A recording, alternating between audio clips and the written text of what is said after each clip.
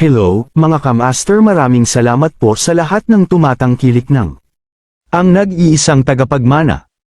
Paki-follow and subscribe mga master para sa mga susunod pang mga kabanata.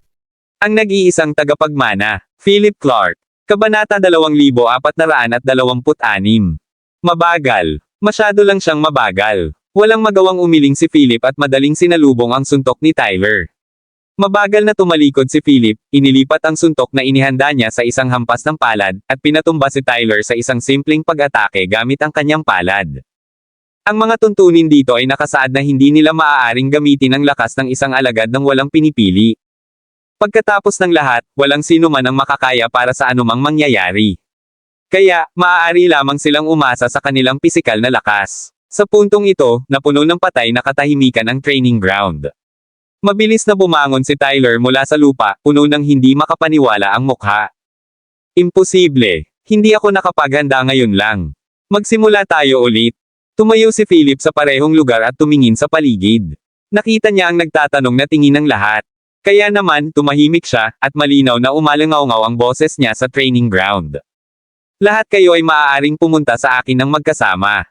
Habang sinasabi niya iyon ay medyo natigilan ang lahat, ngunit hindi nagtagal ay nagsimula na silang mag-usap ng malakas. Anong pinagsasabi niya? How dare he ask us to attack him together? Mayroon kaming halos 100 tao dito. Siguro nagyayabang siya, di ba? How dare he say that? Gayunpaman, walang pakialam si Philip sa kanilang iniisip at inulit ang kanyang mga salita. Sabay lapit sa akin. Ayokong mag-aksaya ng oras. Mabuti. Gawin natin, kung gayon. Sabi ng isang masungit na boses. Isa pang lalaki ang tumayo. Ang kanyang anyo ay napakamatapang, at ang kanyang mga kalamnan ay halos hindi na itago ng panglaban. May malakas na nagsabi, yan ang sabi mo. Huwag mong sabihin na sinasamantala namin ang aming malaking bilang kapag natalo ka. Umiling si Philip at sinabing may katiyakan, hindi mangyayari iyon. Mauna na kayo. Ngayon lang niya nakita ang lakas ng lahat ng taong ito. Walang gaanong banta. Sa sinabi ni Philip, lahat ay handa ng lumaban. Hindi nagtagal ay sunod-sunod nilang inatake si Philip. Napakabilis ni Philip. Matapos ang madaling pag-iwas sa mga galaw ng ilang tao, sinimulan niya ang kanyang ganting atake. Ang mga taong ito ay kanyang mga subordinate pagkatapos ng lahat. Sa makatuwid, ang kanyang mga pag-atake ay walang kalupitan mula sa nakaraan. Sa labas, si Theo at ang iba ay medyo nag-aalala habang nanunood. Ito ay halos 100 katao.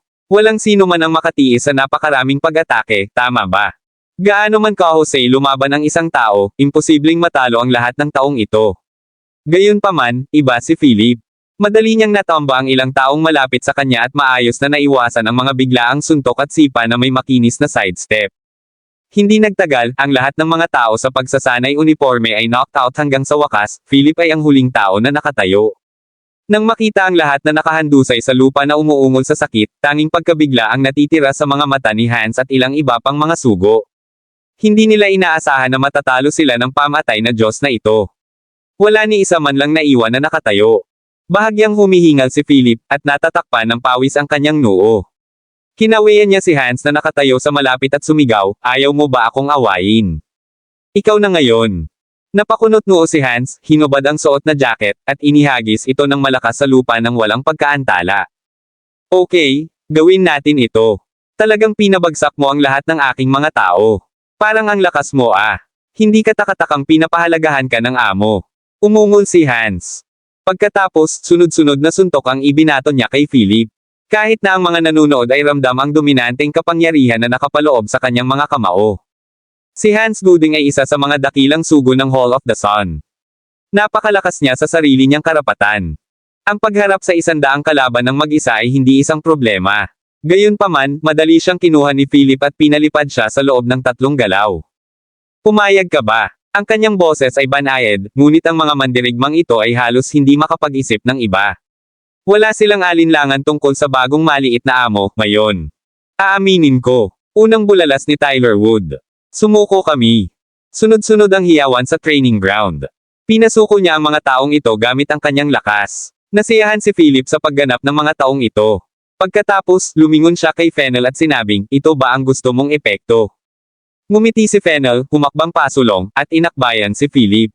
Aniya, sa ganitong paraan, kahit na may mangyari sa akin sa palabas, mayroon akong mamamahala sa Hall of the Sun. Halika, dadalhin kita sa aking lugar para uminom. Kabanata 2427. Walang magawa si Philip at sinundan si Fennel palabas ng base camp ng Hall of the Sun. Si Hans at Georgina ay sumunod na malapit sa kanilang likuran. Hinahangaan ngayon ni Hans si Philip mula sa kaibuturan ng kanyang puso dahil isa siyang tao na may paggalang sa lakas. Ngayon, sa isip niya, number 1 ang amo at number 2 si Philip. Kaya naman, sumunod siyang tumawa at sinabing, Philip, turuan mo ako sa susunod. Ang mga galaw mo ngayon ay sadyang napakatalino. Napangiti si Philip. Masasabi niyang si Hans ay isang lalaking tapat sa kanyang ugali. Napakaprangka niya. Walang problema, sagot ni Philip. Ngumiti ng malapad si Hans. Walang magawa ding umiling si Fennel at tumawa. Naglakad ang tatlong lalaki papunta sa isang jeep na nakaparada sa gilid ng kalsada. Sumunod naman ng malapit si Georgina sa likod, ang mga mata ay nakatutok kay Fennel. Puno sila ng paghanga. Kahit na si Philip ay kamangha-mangha na ngayon, sa kanyang puso, si Apollo ay walang kapantay. Pagkaalis nila, sinabi ng strategist sa iba pang mga tao, sige, ipaalam sa iba na ligtas na nakabalik sa amo.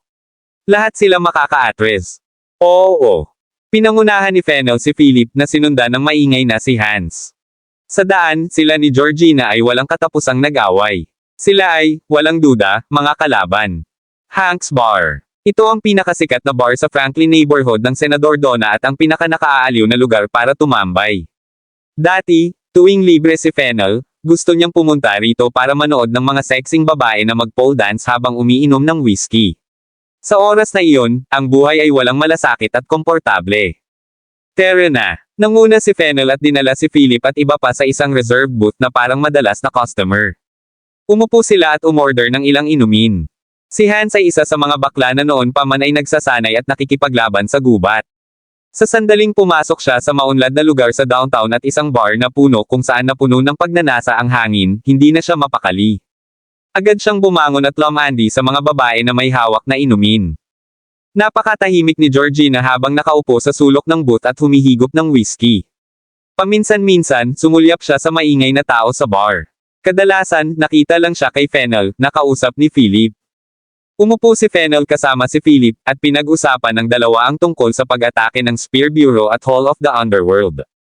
Sa tingin mo ba sinusubok ng Hall of the Underworld ang ating lakas? Tumingin sa gilid si Philip na nakakunot ang noo. Humigop ng whiskey si Fennel at sinabing, tama. Si Hades ay isang napakasama at tusong tao. Inawi ko siya minsan. Nanalo ka? Tanong ni Philip. Umiling si Fennel at sinabing, halos. Ito ay isang draw. Si Hades ay isang lalaking may utak, karunungan, at lakas. Ayokong maging kaaway siya kung maaari. Nang marinig ito, itinaas ni Philip ang kanyang mga kilay at sinabing, mukhang napakatigas niyang tao. Napangiti si Fennel at sinabing, oo, mahirap siyang pakitunguhan, lalo na ang kanilang magagaling na sugos sa ilalim ng kanyang utos. Ang Black and White Furies ang pinakamahirap na harapin. Silang dalawa ay sobrang nakakainis na tao. Kabanata 2428. Black and White Furies. Isang hindi pangkaraniwang pangalan. Kumunat ang noo ni Philip. Sumagot si Fennel, naranasan nila ang hindi mabilang na mga laban sa buhay at kamatayan kasama si Hades sa loob ng maraming taon. Sila ang mga killing machine na personal na binuo ni Hades. Sa 12 Sacred Halls of the West, hindi kasama ang 12 Hall Masters, ang lakas ng dalawa ay maaaring may ranggo sa mga nagtanong 10 kabilang sa mga sugo. Tumango si Philip sa kanyang mga sinabi, at ang kanyang tingin ay nahulog kay Hans na nakikipag-chat sa isang mainit na babae doon. Tinanong niya, paano kung ikukumpara sa kanya? Umiling si Fennel at sinabing, hindi bagay sa kanilang dalawa si Hans, pero kung one-on-one, pwedeng magtay si Hans sa alinman sa kanila. Kung isa laban sa dalawa, napakababa ng tsansa ni Hans na manalo. Kahit sa akin, medyo nakakalito. Ganyan sila kalakas. Medyo nagulat si Philip. Nagkibit balikat si Fennel, habang si Georgina ay sumabad mula sa kabilang panig, iyon ay dahil ang kakayahan ng Black and White Furies ay medyo espesyal. Espesyal. Naguguluhan si Philip. Ayon kay Fennel, ang lakas ng Black and White Furies ay nirerango sa top 10 sa mga envoy.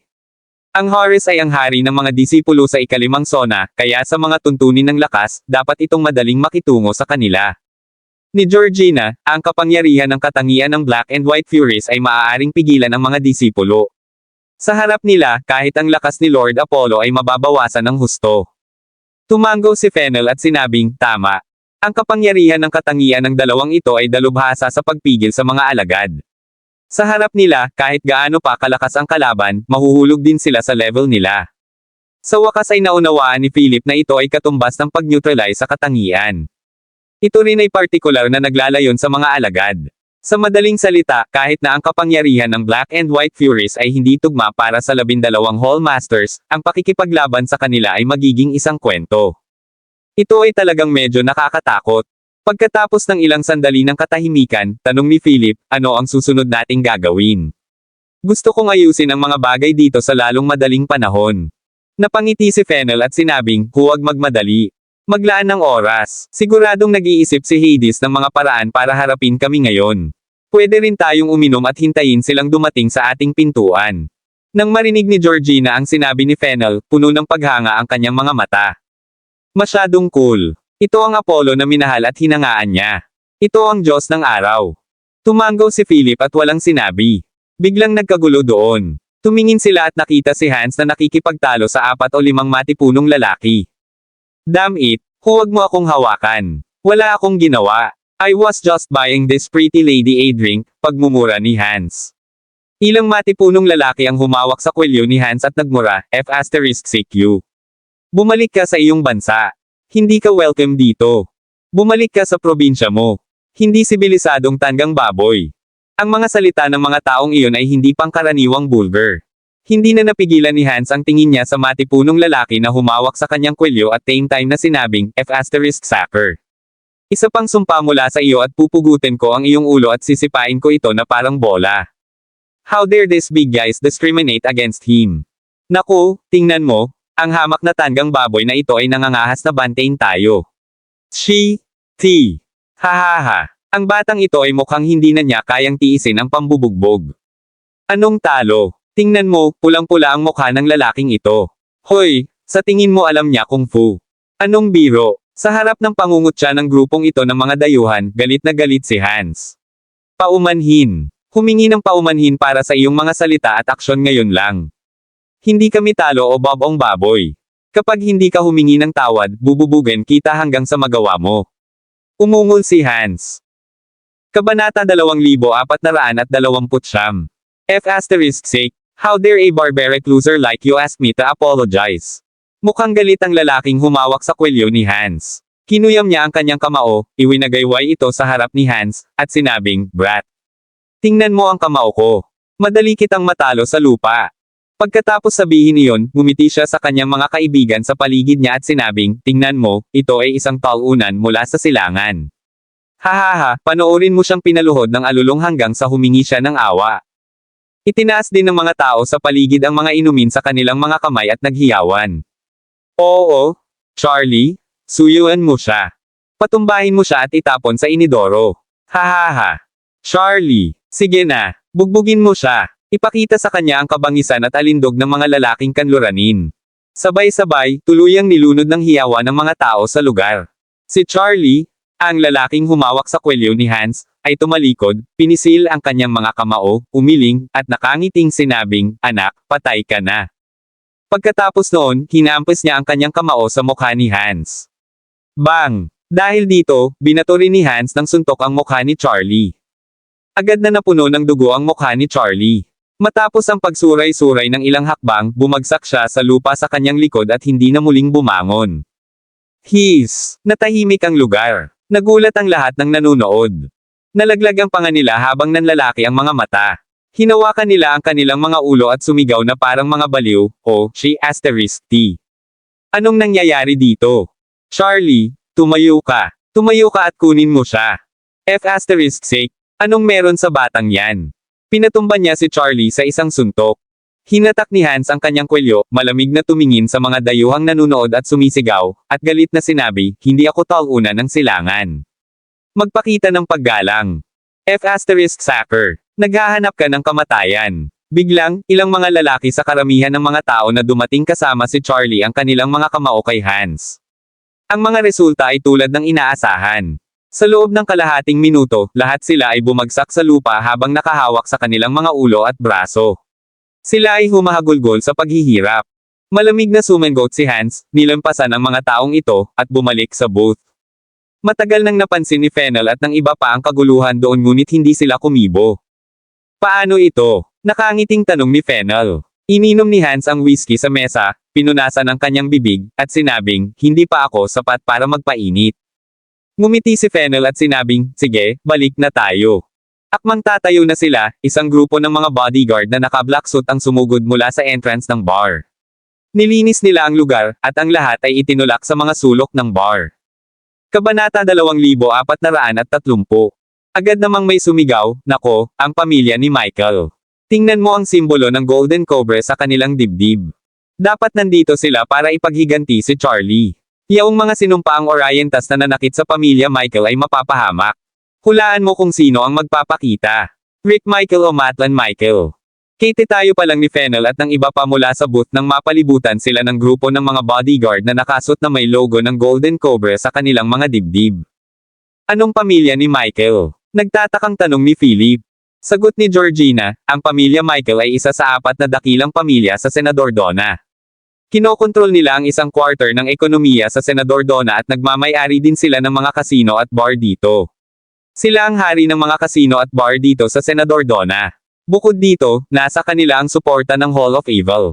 Ang kanilang patriarch ay isa sa mga dakilang sugo ng Hall of Evil. Itong pamilya nila ang pinakamapaghiganti. Mukhang miyembro ng pamilya Michael ang taong nakausap ngayon ni Hans. Ang pangit ng mukha ni Hans noon. Sigaw niya habang humahakbang, Danyam 8. Ang impyerno sa pamilya Michael. At ang Rick Michael na iyon ay inaasar na ako simula pa noong unang araw.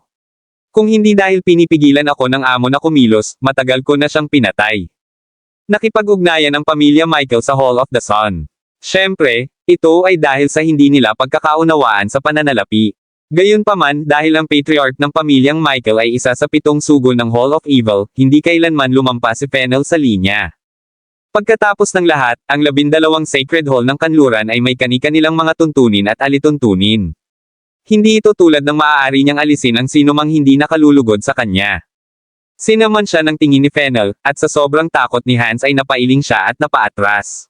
Samantala, sa entrance ng bar ay may isang binatilyong naka-white suit na napakagwapo at mukhang masayahin. Nasa bulsa ng pantalon niya ang mga kamay niya. May isang Golden Cobra badge sa kanyang dibdib at isang gold pocket square sa kanyang side pocket. Pumasok siya, at tuwang-tuwa ang lahat ng babae sa bar. Si Rick Michael naman. Diyos ko, ang gwapo niya. Mahal na Panginoon, mangyaring ibigay siya sa akin. Masyado siyang cool.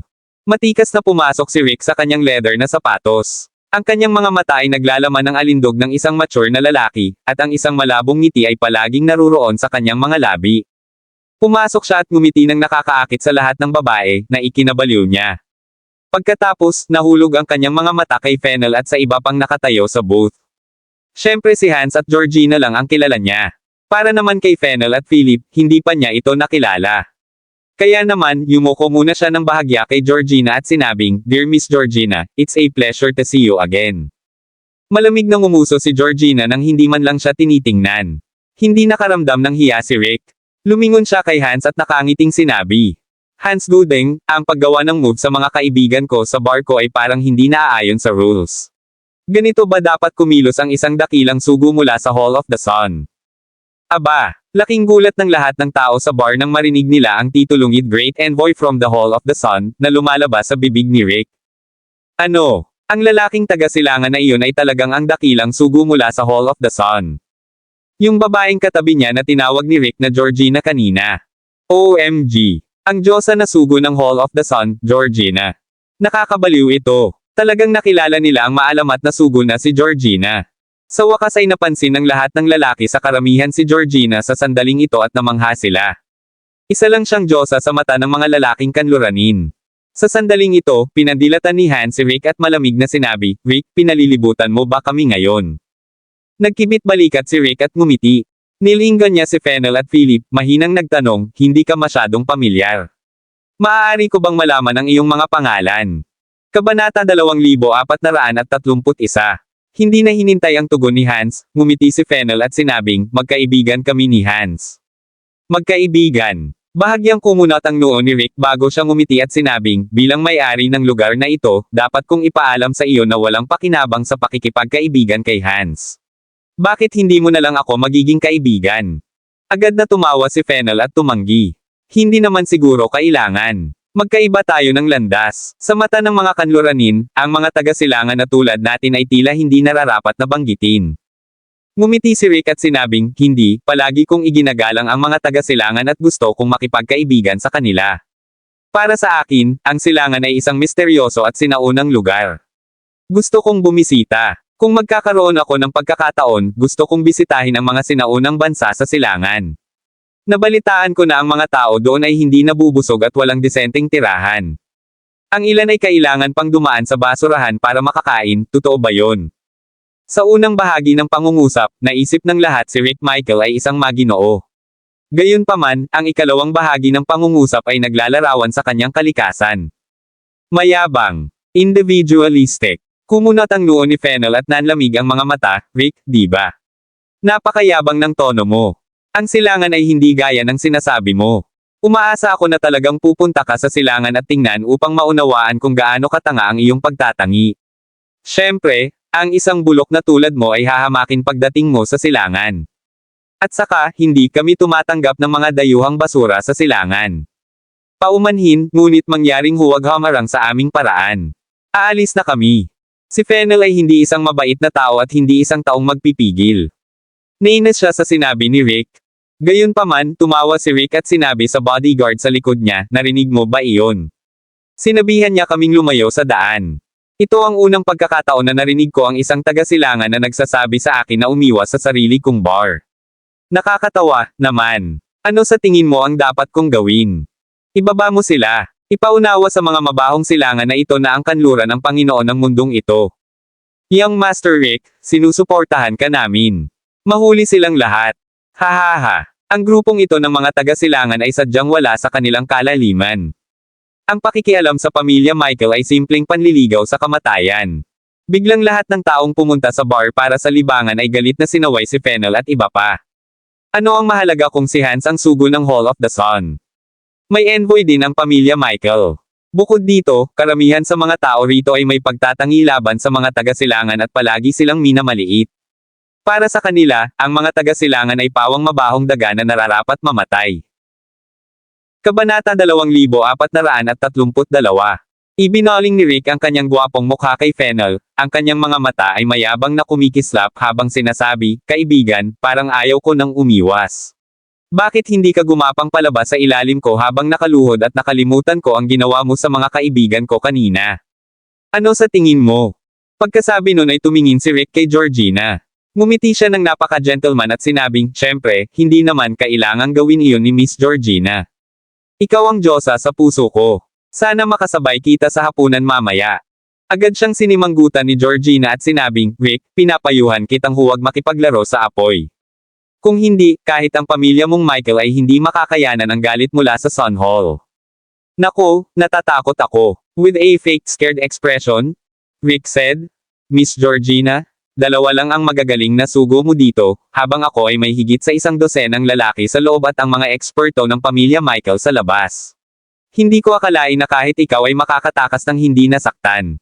Gayon din, huwag kalimutan na ang patriarch ng pamilya Michael, ang aking ama, ay isang mahusay na sugo. Isang lantarang pagbabanta. Ilang simpleng salita at naging pangit ang ekspresyon ni Georgina. Rick, huwag mong pilitin ang kamay ko. Malamig na sabi ni Georgina, bumungad sa kanya ang aura ng isang iceberg beauty. Tinapik-tapik ni Rick ang kanyang dibdib sa kunwaring takot at nakangiting sinabi, nako, Miss Georgina, huwag kang magalit. Sa katunayan, maaaring mangyari alang ang aking mga kondisyon. Hindi natin sila kailangang gawin. Pero sa tingin ko, kapag lumuhad ka at gumapang sa ilalim ko, ililigtas ko ang pamilya Michael mo sa kamatayan. Sa pagkakataong ito, biglang malamig na sabi ni Fennel. Natahimik ang buong bar. Nagtatakang tumingin kay Fennel ang diskriminasyon at mayabang na mga kanluranin. Ang kasuklam-suklam na taga-silangan na ito ay talagang naglakas loob na sabihin ang gayong mga salita sa marangal na si Rick Michael. Siya ay mula sa mataas na iginagalang na pamilya Michael. Nagulat din si Rick. Nagdududa siyang tumingin kay Fennel at sinabing, friend, alam mo ba ang sinasabi mo? Pinaluhod mo ba ako? Alam mo ba kapag sinabi mo iyon, maaari mong putulin ang iyong dila at itapon sa ilog. Napangiti si Fennel at may kumpiyansa na sinabi, Rick, seryoso ang bawat salitang sinasabi ko. Bibigyan kita ng 1 minuto para lumuhad at humingi ng tawad sa mga sinasabi at ginawa mo. Ililigtas nito ang pamilya Michael mula sa kanilang pagkamatay. Kung hindi, maniwala ka sa akin, sa loob ng 5 minuto, tiyak na darating si Michael Coulson ng personal, luluhod, at hihingi ng tawad sa akin. Napatulala ang lahat habang nakatingin kay Fennel na gulat at hindi makapaniwala.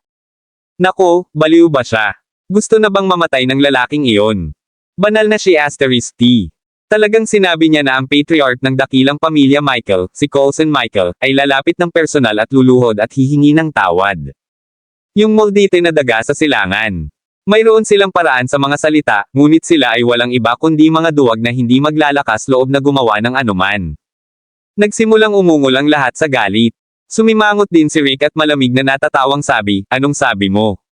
Ang tatay ko ang personal na lalapit at luluhod para humingi ng tawad sa iyo. Anong arrogant mong lalaking Eastern? Pagkatapos noon, tumingin siya kay Philip sa tabi ni Fennel at sinabing, ano ka naman? Bilang kaibigan niya, sa tingin mo rin ba? Noong una, nasa isip ni Philip na wala itong kinalaman sa kanya. Sa paligid ni Fennel, wala nang dapat ipag-alala. Nang tanungin siya ni Rick sa oras na ito, natural siyang sumagot, sa tingin ko ay hindi. Nang marinig ito, ngumiti si Rick at sinabing, good. Mayroon kang magandang pangmalas. Gayunpaman, bago pa man siya matapos magsalita ay halos mabulunan siya ng sumunod na sinabi ni Philip. Sa tingin ko kahit lumuhad at humingi ng tawad sa patriarch ng kahit anong pamilyang Michael, hindi ito makakabuti. Sabi nga sa kasabihan, mata sa mata, ngipin sa ngipin. Malumanay na sinabi ni Philip bago idinagdag, nga pala, may isa pang kasabihan na dapat mong pamilyar. Payback sub asterisk. Kabanata 2433. Payback ay ab asterisk. Obviously, hindi naniniwala dito si Rick. Kumunat ang noo niya na hindi makapaniwala at galit na tinitigan si Philip. Ngumisi siya at sinabing, napakabuti, mabuti kang kaibigan. Ang pakikipagkulitin sa akin ay magtatapos lang ng masama. Sigurado ka bang gusto mong magsalita para sa kanya? Nagkibit balikat si Philip, itinaas ang kanyang mga kilay, at nakangiting sinabi, Young Master Michael, dapat mong maunawaan na kaming mga taga-silangan noon pa man ang pinakatapat. Dahil kaibigan ko siya, natural na tatabi ako sa tabi niya ng walang kondisyon. At saka, dapat kong payuhan ka na huwag mong isipin na makipagkulitin sa kaibigan ko dahil hindi mo ito kayang bayaran. Hahaha. Tumawa si Rick, puno ng kilig ang gwapong mukha. Aniya, interesting. This is the first time I've met someone who says I can't afford to mess with them. Nakakatuwa talaga kayong mga taga-silangan.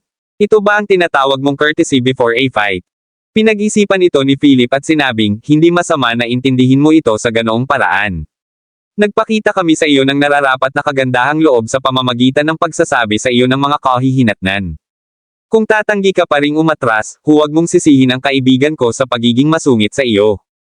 Anak ka ng ab asterisk. Sumabog sa galit si Rick at umungol. Ako si Rick Michael ng pamilya Michael. Wala pang nangahas na takutin ako. Ikaw at ang iyong mga kaibigan ay luluhod at hihingi ng tawad sa akin. Kayong mga hamak na baboy ng silangan. Kumunat ang noo ni Philip, sinulyapan ng walang malasakit na Fennel, at malamig na sinabi kay Rick, sana humingi ka ng tawad sa mga taga-silangan sa mga sinasabi at ginawa mo. Si Philip ay hindi isang matuwid na bayani o isang mahusay na pilantropo. Naramdaman na lang niya na napakalayo na ng grupong ito ng mga kanluranin. Lagi bang mas mababa sa kanila ang mga taga-silangan? Tinatawag silang hamak at bobong baboy. Kung pag-uusapan, maaaring ang silangan ang pinagmulan ng lahat ng sibilisasyon. Bukod dito, kahit ang mga kanluraning ito ay dumating sa lupaing ito ilang daang taon lamang ang nakalilipas at sinakop ang lugar na ito. Saan nagmula ang kanilang pakiramdam ng pagiging superior? Ang silangan ay may ilang libong taon ng kasaysayan, at ang ilang mga sibilisasyon ay maaaring masubaybayan pa noong 10,000 taon na ang nakalilipas. Humihingi ng tawad. Gusto mo humingi ako ng tawad sa'yo? Ketawa-tawa. Kayo ang mga hamak na taga-silangan, ang mga bobo. Basura ka lang naninirahan sa ilalim ng lupa. Sa puntong ito, ganap na natanggal ni Rick ang kanyang pagkukunwari at naging malupit at mayabang. Walang magawang niyugyog ni Philip ang kanyang ulo. Ayaw muna niyang kumilos, pero itong si Rick Michael ang talagang humingi nito. I'm sorry, kung ganoon. But your mouth has to pay the price, malamig na sabi ni Philip. Pagkatapos, sa nagtatakang mga mata ni Rick, smack!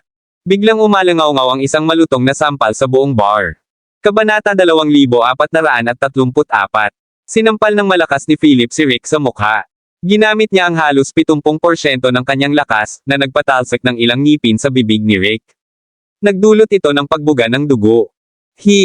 Lahat ng mga nanunood ay nanunood ng nanlalaki ang mga mata at tinakpan ang kanilang bibig. Puno ng hindi makapaniwala ang kanilang mukha habang sinasabi nila kay Philip na unang sumalakay. Pagkatapos, inilipat nila ang kanilang mga mata kay Rick na nakatikip sa kanyang bibig sa galit. Banal na si *T. Ano ang ginawa ng hanggal na taga-silangan na iyon? Sinaktan niya talaga si Rick Michael. Siguradong baliw siya. Patay na sila for sure ngayon. Walang sino man ang makakatama sa mukha ng sino man mula sa pamilya Michael. At isa rin siyang Easterner. Siguradong papatayin sila ni Rick. Nagsimulang magwala ang mga nanunood, nagsisigawan at nag-uusap. Ito ay higit sa lahat dahil ang mga aksyon ni Philip ay masyadong marahas. Dito, sa kalyeng ito, ang pamilya Michael ay hari. Ang sino mang nakakita ng simbolo ng gintong cobra ay dapat yumuko bilang paggalang. Gayunpaman, ang mga baliw na taga-silangan na ito ay talagang nang-ahas na gawin ang ganoong bagay sa young master ng kilalang pamilyang Michael. Sa bandang ito, puno ng galit si Rick. Tinakpan niya ang kanyang bibig at hindi makapaniwalang tumingin sa mga sirang ngipin. Pagkatapos, galit na tinitigan niya si Philip at umungol. F*** ka. Anak ng Ab***. Patay ka. Magbabayad ka para sa iyong mga salita at aksyon sa iyong buhay. Mga lalaki, singilin sila. Lalo na itong dalawang ito.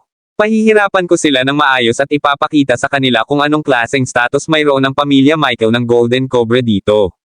Sabay-sabay, mahigit 100 bodyguard na naka-black suit na dala ni Rick ang naglabas ng mga pistola mula sa kanilang mga baywang at itinutok ang kanilang mga baril kay Fennel at sa iba pa. Galit na galit si Han sa sandaling ito at lumabas. Galit niyang tinitigan si Rick at ang mga bodyguard, umuungal, Rick Michael, hinahanap mo ba si kamatayan? Alam mo ba ang ginagawa mo? Kahit na narito ang matandang lalaki mong si Coulson Michael, hindi siya mangangahas na gawin ito. Tumayo din si Georgina sa harap ni Fennel at Philip. Sinabi niya kay Fennel sa mahinang boses, Panginoon Apollo, kumilos ka kung ano ang gusto mo mamaya. Kami na ang bahala dito. Nagkibit balikat si Fennel, tumingin kay Georgina at Hans, saka sinabing, tumayo kayong lahat. Gagawin ko ito ng personal. Nang marinig ang mga salitang ito, nagulat sina Hans at Georgina. Personal ba itong gagawin ni Apollo? Puno ng pagkabigla at paghanga si Georgina. Wala siyang minahal kundi ang panoorin ang Sun God Apollo na nagtuturo sa mga mayabang at hindi nababagong mga lalaking ito ng leksyon. Lalo na si Rick Michael na matagal na niyang kinaiinisan. Lord Apollo, kilo ka ba talaga? Mukhang excited si Georgina. Tumango si Fennel at sinenyasan siyang umatras. Yumuko si Georgina at umatras ng 2 hakbang na may paggalang. Natural na nakita ni Rick ang eksenang ito. Hindi lang niya maintindihan kung bakit tinatrato ni Hans at Georgina, ang mga dakilang sugo ng Hall of the Sun, ang taga-silangan na ito ng may paggalang. Tsaka ngayon lang yata tinawag ni Georgina ang lalaking iyon na si Apollo. Ang Diyos ng araw na si Apollo. Sa lamig sa kanyang mga mata, si Rick ay puno ng pagdududa. Siya kaya ang master ng Hall of the Sun at isa sa 12 gods of the West, si Apollo. Paano ito naging posible? Bakit kaya darating ang napakalakas na makita sa kanyang bar? Hindi makapaniwala si Rick. He sneered and said, Georgina, Hans, ang galing mo talagang umarte. Kung siya ang Sun God Apollo, pangungunahan ko ang mga taong ito na lumuhad at nagpakamatay ngayon din. Kabanata 2435. Klang. Inilabas ni Hans ang isang punyal, inihagis ito sa paanan ni Rick, at malamig na sinabi, sige, gawin mo na. Tiningnan ni Rick ang may kintab na punyal sa kanyang paanan at biglang nadama na siya ay dumanas ng matinding kahihiyan. Agad siyang umungol. F*** ka. Patayin sila. Sa isang iglap, pinalibutan ng grupong ito ng mahigit 100 armadong bodyguard mula sa pamilya Michael si Fennel at iba pa. Walang magawang tumingin si Fennel sa paligid at nakangiting tinanong si Philip sa tabi niya, paano kung may kompetisyon tayo para makita kung sino ang mas makakalaban?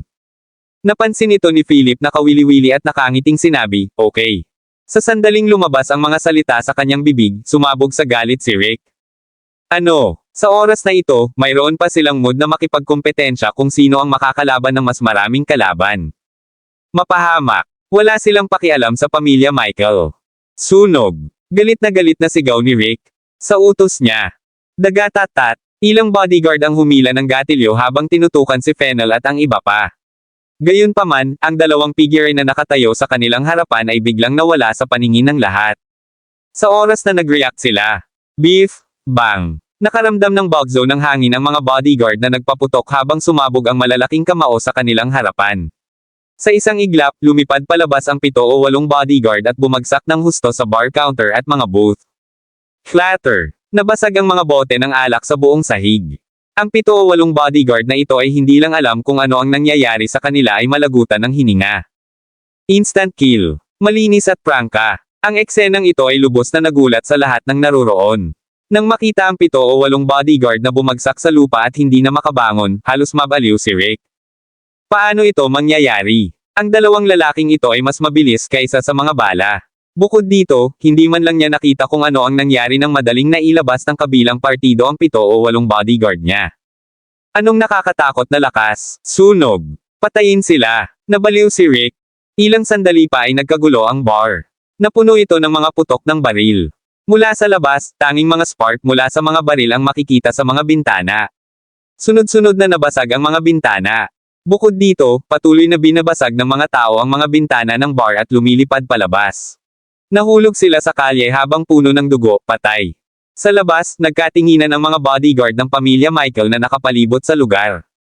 Kabanata 2436. Sa loob ng bar, walang katapusan ang mga tunog ng putok ng baril at mga spark mula sa mga baril. Sumabog ang mga bote ng alak mula sa mga putok. Ang bar counter at mga booth ay puno ng mga figure ng mga tao na patuloy na ibinabagsak at pagkatapos ay lumilipad palabas.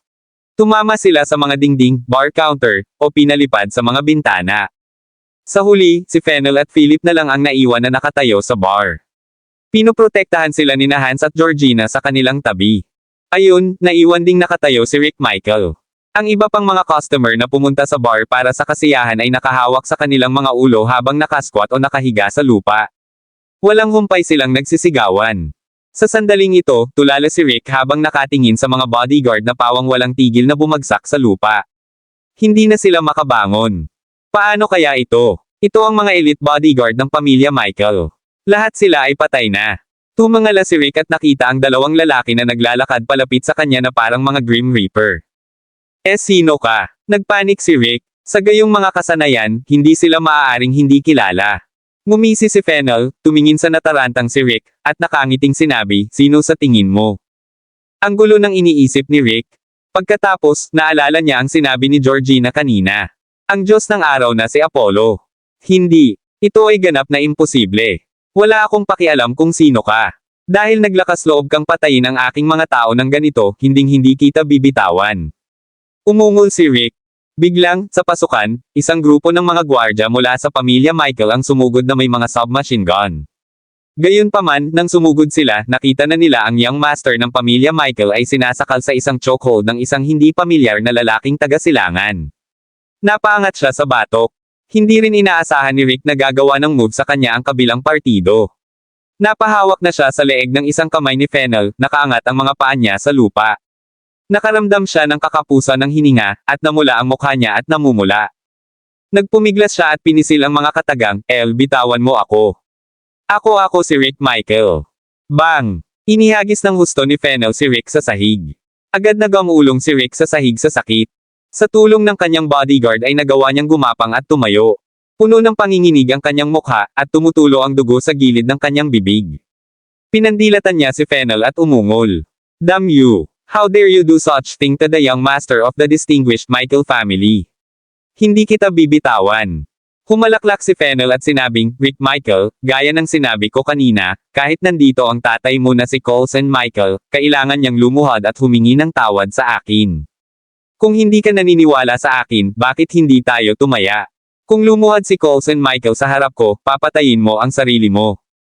F***sake ka. Sumabog sa galit si Rick at sumigaw, stupid Easterner, sinusubukan mong magpalipas ng oras. Okay, ang taya ay nasa. Ang pamilya Michael ang hari ng mundo ng pagsusugal dito. Nagkibit balikat si Fennel at sinabing, tawagan mo ang iyong ama at hiling sa kanya na lumapit. Ngumisi si Rick at sinabing, napakagaling. Tingnan ko kung saan ka kukuha ng tiwala pagdating ng panahon. Pagkatapos noon, tinawagan ni Rick ang kanyang ama at sinabing, "Tay, nakilala ko ang isang mapagmataas na taga-silangan na bumasag sa aming bar at sinabing kahit na makita mo siya, kailangan mong lumuhad at humingi ng awa sa kanya." Sa kabilang dulo ng telepono, isang matandang boses ang narinig. "Ano? Anong taga-silangan? How dare he say such things? Magaling, Rick. Pupunta ako doon. Gusto kong makita kung sino ang mga ngahas na gumawa ng gulo sa teritoryo ng pamilya Michael." Natapos ang tawag, ngumisi si Rick at sinabing, "Mga tanga. Maghintay para sa galit ng aking pamilya Michael. Malapit nang dumating ang tatay ko. Tingnan natin kung sino ang luluhod sa lupa." Walang pakialam si Fennel. Oo naman, makalipas ang 1 minuto, huminto ang isang itim na Shelby Cobra limousine sa pasukan ng bar na ito.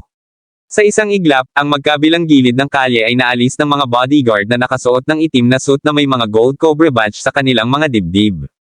Bumukas ang pinto ng sasakyan. Lumabas sa sasakyan ang isang matandang lalaki na nakasuot ng suit at gentleman's hat na may golden Cobra walking cane.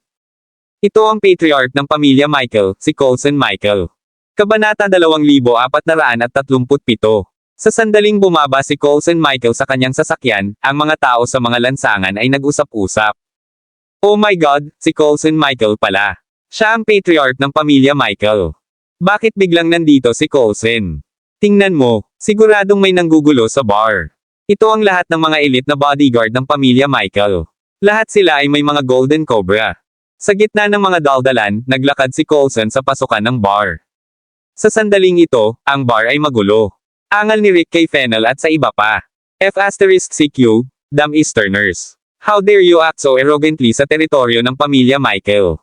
Ipapaluhod talaga kita at magkaawa. Lalo na kayong dalawa, balatan ko kayo ng buhay. Galit na galit si Rick. Hindi pa siya napahiya ng ganito ng isang taga-silangan. Ito ang nakitang kahihiyan mula noong siya ay ipinanganak. Wala pa ring pakialam si Fennel. Sa sandaling ito, itinulak ang pinto ng bar. Ang unang pumasok ay 4 na espesyal na bodyguard na nakasuot ng puting suit na may mga golden Cobra badge sa kanilang mga dibdib. Ang 4 na lalaking ito ay ang mga killing machine na personal na sinanay ni Coulson. Mahigit 100 tao ang namatay sa kamay nilang 4. Lahat ng mga biktima ay mga kaaway ng pamilya Michael. Ang 4 na lalaking ito ay kilalang kilala sa Senador Donna Underworld bilang 4 Demons of Hell. Pagkapasok nila sa pinto, damaloy mula sa kanilang katawan ang isang nakakagigil at matinding pagpatay sa layunin.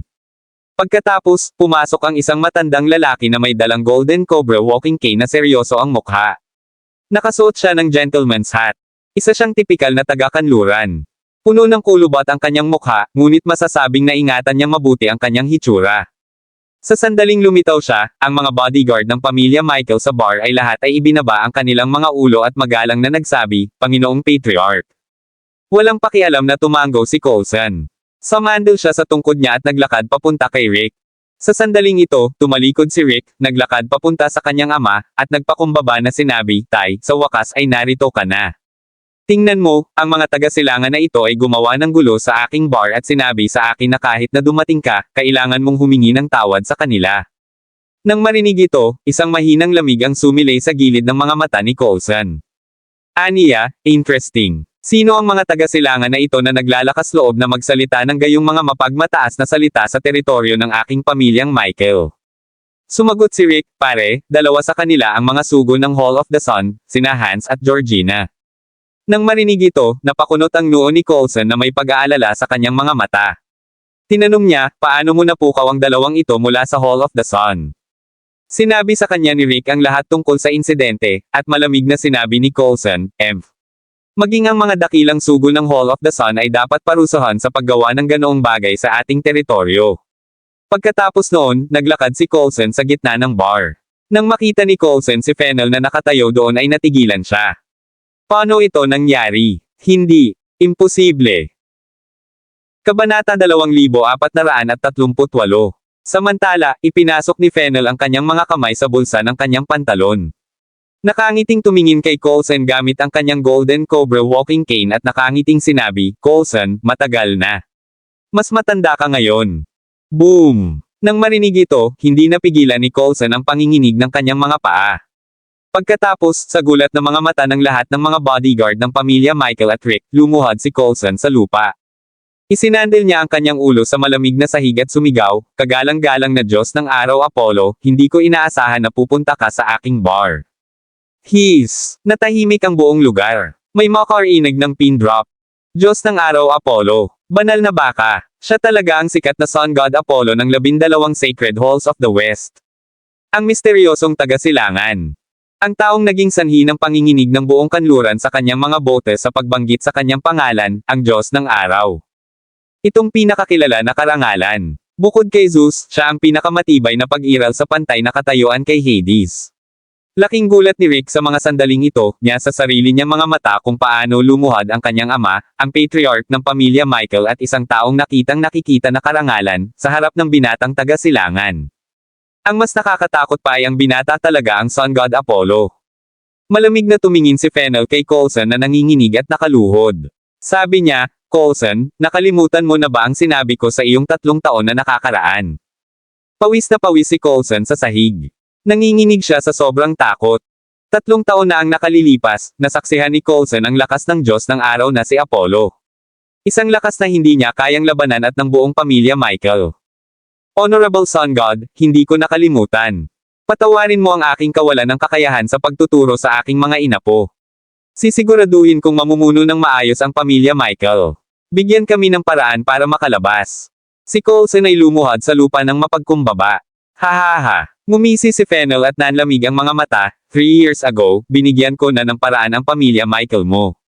Ano sa tingin mo ang dapat kong gawin ngayon? Nang marinig ito, nataranta at nanginginig si Coulson. Walang pag-aalinlangan, bumangon siya, sinampal sa mukha si Rick, at pinagsabihan, "Rick, lumuhad ka at humingi ng tawad sa Sun God." Nawala si Rick at nanlamig ang buong katawan. Pumalakpak. Napaluhod siya sa harap ni Fennel at naawa siyang nagmakaawa, Sun God, patawarin mo sana ako sa aking kawalang ingat at kamangmangan. Nagkamali ako. Pakiusap, patawarin mo ako at bigyan mo ako ng daan palabas."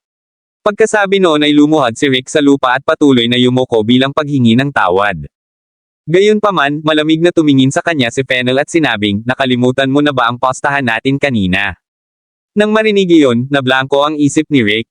Hindi. Kagalang-galang na Diyos ng araw, ayaw kong mamatay. Nagkamali ako. Patawarin mo ako. Yumuko si Rick at humingi ng tawad. Nalaman ni Coulson ang tungkol sa taya mula sa kanyang mga subordinate. Walang lingon-lingon, naglabas siya ng punyal sa baywang ng bodyguard, inihagi sa harap ni Rick, at sinabing, "Rick, wala akong anak na tulad mo. Dahil ito ay isang taya, kailangan mong igalang. Magpakamatay ka." Humingi ng tawad sa Diyos ng araw at tabyusan ang iyong mga kasalanan alang-alang sa pamilya Michael. Kabanata 2439. Si Rick Michael ay nanginginig sa buong gulat. Napatingin siya sa kumikinang na punyal sa sahig at natakot siya. "Ama, anak mo ako." Lumuhad si Rick sa sahig at umungol kay Coulson na may stoic na mukha. Kahit na ano, si Rick ang young master ng pamilya Michael at ang magiging tagapagmana. Gayunpaman, ngayon, para lamang malaman ng tawad kay Apollo, gusto ng kanyang ama na magpakamatay siya. Grabe! Anong uri ng lakas at mahiwagang kapangyarihan ang taglay ni Apollo para matakot sa kanya ang mapagmataas na pamilya ni Michael at ang kanyang ama? Rick, nilabag mo ang mga patakaran ng pamilya Michael. Sinaktan mo rin ang kagalang-galang na Panginoong Apollo ngayon. Karangalan mo ang payagang magpakamatay sa harap niya. Para sa kapakanan ng pamilya Michael, dapat mong isakripisyo ang iyong sarili. Malamig na sabi ni Coulson na wala man lang kilo ng isang ama. Para sa kanya, ang mga personal na interes lamang at ang pamilya Michael ang pinakamahalaga. Kahit na kailangan niyang patayin si Rick gamit ang sarili niyang mga kamay, gagawin niya iyon ng walang pag-aalinlangan. Nang marinig ito, nawala ng pag-asa si Rick. Nilinggan niya si Fennel at patuloy na yumuko at humingi ng tawad dito. "Panginoon Apollo, patawarin mo ang aking kawalang ingat at kamangmangan. Alam ko na ang pagkakamali ko ngayon. Handa akong pagsilbihan ka. Patawarin mo sana ako. Hanggat binitawan mo ako, magiging tagasunod mo ako." Ito ang huling desperadong pagtatangka ni Rick. Gayunpaman, tumingin si Fennel kay Rick nang walang pag-aalinlangan at sinabing natatawa, "Rick, naiinis ka at naiinis ka sa mga taga-silangan kanina. Sa iyong palagay, kami ay mga hanggal na baboy at basura. Bakit gusto mo akong sundan ngayon?" Mabilis na sinabi ni Rick, "Hindi. Lord Apollo, mali ang pagkakaintindi mo, basura ako. Ako ay isang bobo na baboy. Ang mga taga-silangan ay marangal at karapat-dapat igalang. Sana mapatawad mo ang kamangmangan ko. Ito ay likas ng tao. Ito ay natural na pagpili sa pagitan ng buhay at kamatayan. Nakaramdam din ng kawalan si Philip nang makita ang tagpong ito. Gayunpaman, ang mukha ni Fennel ay nanatiling walang malasakit habang sinasabi niya, kapag ang ilang mga salita ay binigkas, ang iyong kamatayan ay natukoy na. Dapat ay iginagalang mo ang silangan mula pa noong una. Hindi kami mahina ng 100 taon na ang nakalilipas, at palagi naming hinahabol ang kapayapaan pero hindi ibig sabihin nun mahina na tayo at pwede tayong mabuli ng kusa. Rick Michael, humingi ng paumanhin para sa iyong mga salita at aksyon. Boom! Ang mga salita ni Fennel ay hinatulan si Rick ng kamatayan. Natigilan siya at napaluhod sa sahig. Napatingin siya sa may kintab na punyal sa harapan niya at nanginginig ang buong katawan. Biglang may kumislap na pagpatay sa sulok ng mga mata ni Rick. Bigla niyang pinulot ang punyal, puno ng bangis at kawalan ng pag-asa ang mukha. Galit niyang sinaksak si Fennel habang umuungal, "Arg! Punta ka sa impyerno, Apollo." Kabanata 2440. Gayunpaman, ang gayong pakikibaka ay magpapabilis lamang sa kanyang kamatayan. Iniangat ni Fennel ang kanyang ulo ng walang pakialam at pinalayas. Bang! Lumipad palabas si Rick na parang bola ng kanyen sa ere at bumagsak ng malakas sa bar counter sa likod niya. Bumagsak! Bumagsak siya sa lupa, at bumulwak ang dugo sa kanyang bibig. Pakiramdam niya ay nabali ang kanyang mga buto. Lahat ng laman loob sa loob ng katawan ni Rick ay nawasak sa sipa na ito. Natukoy na ang kanyang kamatayan. Thud! Ang tunog ng malamig na mga yabag. Lumapit si Fennel kay Rick na nakahandusay sa sahig at kumikibot-kibot. Tumingin siya kay Rick at sinabing, "Rick, nagpatuloy ka sa paggawa ng maling desisyon hanggang sa huli. Kung handa kang magpakamatay, siguro pinakawala na kita. Gayunpaman, pinili mong mamatay." Itinaas ni Rick ang ulo at may gustong sabihin pa, ngunit sa huli, ibinaba na lang niya ang kanyang marangal na ulo habang nanlalamig ang kanyang katawan. Patay na si Rick Michael. Lumingon si Fennel, walang pakialam na tumingin kay Coulson, at sinabing, "Coulson, namatay ang iyong mahal na anak sa aking mga kamay. Paghihiganti mo ba siya?" Mabilis na ibinaba ni Coulson ang kanyang ulo at sinabing, "Hindi.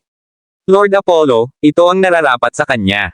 Gusto ko pang magpasalamat sa pagtanggal mo sa isang lalaking hindi alam ang mga alituntunin ng ating pamilya Michael." Tumawa si Fennel at lumapit kay Coulson. Tinapik siya ni Fennel sa balikat at nakangiting sinabi, "Coulson, itigil mo na yung pagkukunwari mo sa harapan ko. Hihintayin ko ang paghihiganti ng pamilya Michael mo. Sana hindi mo ako binaygo." Pagkasabi nito, kinuha ni Fennel si Philip at ang iba pang kasama niya habang nagmamayabang palabas ng bar. Maraming tao ang nagkukumpulan sa labas ng bar sa sandaling ito. Laking gulat nila nang makitang walang pakialam ang 4 na taong naglalakad palabas ng bar.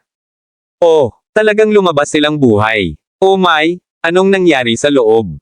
Si Michael Coulson ay lumitaw, ngunit talagang nagawa nilang lumabas ng hindi nasaktan. Baliw. Ito ay katawa-tawa. Tumingin si Fennel sa kalye sa labas at ngumiti. Naghagis siya ng sigarilyo kay Philip, at nagsimulang manigarilyo ang dalawa. Ito ang kanluran, at palagi tayong magiging mapagpakumbaba sa kanilang paningin. Humalaklak si Fennel. Kalmado ang mukha ni Philip habang sinasabi, "Ito ba ang layunin mo sa paglikha ng Hall of the Sun?" Napangiti si Fennel. "Kilalang kilala mo ako. Bumalik tayo at hintayin ang Hall of Evil na bisitahin tayo." Kumunat ang noo ni Philip at sinabing, "Sinasabi mo ba na darating ang Hall of Evil para hanapin tayo sa ngalan ng pamilya Michael?" Tumango si Fennel, humila ng matagal sa kanyang sigarilyo, at sinabing, "Napaka-vengeful ng mga taong iyon mula sa Hall of Evil. Bukod dito, si Votoko ay isang nakakainis na tao." Pagkaalis ni Fennel at ng iba pa, tiningnan ni Coulson ang katawan ng kanyang anak sa sahig. Nangingilid ang luha sa kanyang mga mata. Hinawakan niya ng mahigpit ang Golden Cobra walking cane sa kanyang kamay at umungol ng galit. "Ipunan ka agad ang lahat mula sa pamilya Michael. Gusto kong maglunsad ng pag-atake sa sanga ng Hall of the Sun sa Senador Donna." "Oo." Agad namang sumagot ang kanilang bodyguard na may paggalang. Pagkatapos noon, lumakad si Coulson sa katawan ng kanyang anak, yumuko sa kanyang matanda sa katawan, at ipinikit ang mga mata ni Rick para sa kanya. "Aniya, Rick, huwag mo akong sisihin dito. Maghihiganti talaga ako sayo. Ang pamilya Michael ay hindi ko hahayaang magpahinga ang bagay na ito." Pagkasabi nun, umalis na si Coulson Michael sa bar. Sumakay siya sa kotse at malamig na sinabi sa driver, sa Hall of Evil. Kabanata 2441. Sa lalong madaling panahon, dumating ang kotse ni Coulson sa sangay ng Hall of Evil. Ang punong tanggapan ng Hall of Evil ay wala sa Senador Donna, ngunit ang Evil God, Lord Votico, ay nagpapagaling sa Senador Donna na papanahon. Dumating si Coulson sa isang marangyang pribadong estate na may mga armadong gwardya sa paligid at mga katulong na may maiinit na figure. Sa maliit na garden ng manor ay may swimming pool na maraming sexing babae na nagsasaya. Ang mga babaeng ito ay lahat ng mga modelo na may napakagandang figure, at sinumang lalaki na makakita sa kanila ay halos hindi makalakad ng tuwid. Sa sandaling ito, isang payat na lalaki na may malambot na balat ang nakahiga sa isang beach chair na may mga sexing babaeng nakapalibot sa kanya. Pinapakain nila siya ng mga prutas at iba pa. Ang matandang Coulson Michael ay naghihintay na ngayon sa pasukan ng maliit na hardin. Isang matangkad na bodyguard na may matipunong figure ang tumayong 2 metro ang layo mula sa binata, yumuko ng may paggalang, at nagsabi, "Lord Evil, hinihiling ni Coulson Michael na makita ka." Ang payat na lalaki ay humuhuni, casual na itinuro gamit ang kanyang payat na daliri, at sinabing, papasukin siya. Hindi nagtagal, naglakad si Coulson sa maliit na hardin at tumayo na 2 metro ang layo mula sa Evil God. Lumuhad siya at sinabing, "Lord Evil, sana maayos ka." Ang Evil God na si Votico ay nakahiga pa rin sa beach chair sa sandaling ito kasama ang mga sexing babae sa kanyang mga bisig. Ngumiti siya at nagtanong, "Coulson, bakit ka nagmamadaling makita ako?" Lumuhad si Coulson sa lupa at malungkot na sinabi, "Lord Evil, nagpakita ang Diyos ng araw na si Apollo sa aking bar at pinatay si Rick Michael." Nang marinig iyon, biglang umupo si Votico na kumakain ng prutas. Ang mukha ng gwapong ito ay naglalaman ng kasamaan at kaakit-akit na lamig, habang ang kanyang mga mata ay asul, tulad ng mga alon sa dagat. Siya ay may mahusay na tinukoy na misla ng mga tampok ng mukha, at maaaring mapagkamalang babae siya. Na may matinding lamig sa kanyang mga mata, tinitigan niya si Coulson at nagtanong, "Nagpakita si Apollo sa iyong bar?" "Oo, Panginoon Votico," sagot ni Coulson. Casual na ikinaway ni Votico ang kanyang kamay, at naghiwalay ang lahat ng sexing babae. Hindi nagtagal, sina Votico at Coulson na lang ang naiwan sa maliit na hardin. "Sinabi mo bang pinatay ni Apollo si Rick?" May lamig sa mga mata ni Votico. Tumanggaw si Coulson at sinabing, "Oo, Panginoon Votico. Mangyaring tawagan ang mga kuha para sa akin at sa pamilya Michael. Maghayganti Rick, pinakilos ko ang lahat ng mga elite ng pamilya Michael. Sa utos mo, agad kong sisirain ang sanga ng Senador Donna ng Hall of the Sun." Kabanata 2442. Nakasimangot si Votico habang nakatingin kay Coulson at nagtanong, "Sigurado ka bang makakalaban mo si Apollo?" Sinabi ni Coulson, "Maaaring hindi ko ito magawa, kaya naman gusto kong hilingin sa iyo na tulungan mo ako ng palihim." Saglit na nag-isip si Votico at sinabing, "Coulson, hindi naman sa ayaw kitang tulungan, pero dapat mong maunawaan na hindi ordinaryong tao si Apollo. Ang kailangan ngayon ng Hall of Evil ay paggaling at pag-unlad. Kung mawalan kami ng bahagi ng aming lakas para sa kapakanan ng iyong pamilya Michael, hindi katumbas ng halaga ang pagkawala." Nalungkot si Coulson sa kanyang mga sinabi. Gayunpaman, hindi siya maaaring magkaroon ng anumang kawalang kasiyahan sa Votico. Kaya, sinabi niya, kung gayon ang pamilya Michael ay gagawa ng aksyon laban sa Hall of the Sun ng mag-isa. Sana lang ay makapasok ka kung kinakailangan. Naisip ito ni Votico at sinabing, "Bakit hindi ako magpadala ng 2 tao para protektahan ka?" Nang marinig ito, mabilis na yumuko si Votico at sinabing, "Salamat sa iyong kabutihan, Panginoong Votico. Ang pamilya Michael ay manunumpa ng katapatan sa iyo." Casual na ikinaway ni Votico ang kanyang kamay at umalis si Coulson.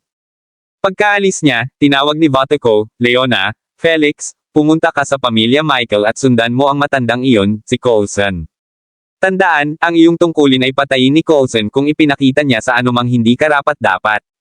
Pagkatapos, kunin ang buong pamilya Michael at suportahan si Maitland Michael para maging bagong patriarch ng pamilya Michael."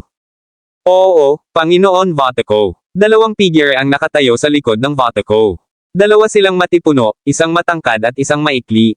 Mayroon silang malamig na mukha na puno ng nakamamatay na vibes. Nakakatakot silang tingnan. Kinabukasan, sumabog ang isang balita sa Senador Donna. Ang panganay na anak ng pamilya Michael, si Rick Michael, ay biglang namatay kagabi at ang kanyang libing ay ginaganap ngayon. Ang buong pamilya Michael ay sarado sa publiko. Nagdulot ng sensasyon sa buong lungsod ng Senador Donna ang balita. "Ano, narinig mo na ba? Patay na si Rick Michael." Nakakaloka. Si Rick ang panganay na anak na lalaki at ang magiging tagapagmana ng pamilya Michael, ngunit namatay siya ng biglaan. Hehe, anong biglaang pagkamatay? Hindi mo ba narinig ang balita kagabi? Nabalitaan ko na nakipagkulitin si Rick sa isang taong hindi niya dapat ginulo at pinatay. Maraming gangster ang nakaupo sa isang kainan at nag-uusap tungkol dito. Ano? Pinatay? Saan mo narinig yan? May nagtatakang tanong. Magsasalita na sana ang matabang balbas nang biglang may ilang lalaking nakasuot ng itim na suit na may mga Golden Cobra badge sa kanilang mga dibdib ang bumungad sa pinto. Pagkapasok nila sa pinto, may hawak silang mga pistola na may mga silencer sa kanilang mga kamay at binaril ang lahat ng taong nagsasalita tungkol sa pamilya Michael. Gayon din, sa buong Senador Donna, ang sinumang tumalakay sa insidente ng pamilya Michael kagabi ay papatayin. Ito ang lakas ng pamilya Michael. Samantala, sa isang maliit na asyenda ng bundok sa Senador Donna, ang manor ng pamilya Michael ay napakamarangyang, puno ng mga nagniningning na gusali ng kastilyo. Sa sandaling ito, sa loob at labas ng manor, ang lahat ng mga mandirigma ng kamatayan at mga elite ng pamilyang Michael ay natipon. Lahat sila ay nilagyan ng pinaka-advanced na mga armas na may gintong Cobra badge sa kanilang mga dibdib. Nakatayo si Coulson sa harap ng grupong ito ng mga Death Warrior at elite kasama ang kanyang Golden Cobra walking cane. Malamig niyang sinulyapan ang mga ito at sinabing, kayo ang ipinagmamalaki ng pamilya Michael. Dalhin ang iyong pagmamataas at linisin ang ikapitong base ng Hall of the Sun ng dugo. Kabanata 2443. Para sa pamilya Michael. Para kay Rick, linisin ang Hall of the Sun.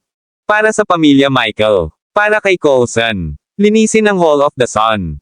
Biglang umalangaw-ngaw ang mga malalakas na sigaw sa buong Michael Manor. Sa likod ni Coulson, tahimik na nakatayo ang 2 taong ipinadala ni Vatico. Sa pagtingin sa kumpleto sa gamit ng mga Death Warrior at elite na handang pumunta, ipinakita rin nila ang lamig sa sulok ng kanilang mga mata. Sa hindi inaasahan, ang lakas ng pamilya Michael ay lumago sa puntong ito. Hindi nakakagulat na naging maingat si Vatico sa pamilya Michael. Tila malapit na ang countdown sa pagbagsak ng pamilya Michael. Lumingon si Coulson at tumingin sa 2 gwardya, isang matangkad at isang maikli, na pinadala ni Vatico. Sinabi niya, mga Dark Angel, mangyaring sumama sa akin. Ang Dark Angel ay isang self-appointed na titulo sa Hall of Evil. Bilang karagdagan sa 7 dakilang sugo, mayroong 9 na madilim na anghel sa ilalim ng utos ni Vatico.